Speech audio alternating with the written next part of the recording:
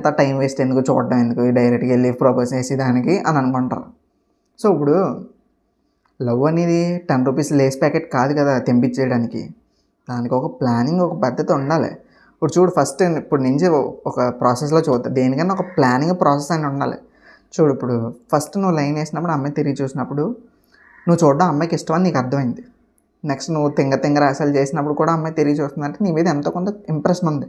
Third step దగ్గరగా నువ్వు వెళ్ళి అమ్మాయితో మాట్లాడినప్పుడు ఆ అమ్మాయి ముఖం మార్చేసుకోకుండా, నీ మీద కోపంగా మాట్లాడకుండా, చిరాకు పడకుండా మాట్లాడిందంటే సో అమ్మాయికి నువ్వు మాట్లాడడం కూడా పెద్ద ప్రాబ్లం ఏం లేదని అర్థమైంది. ఇప్పుడు చేస్తే ప్రపోజ్ అప్పుడు అర్థం అవుద్ది.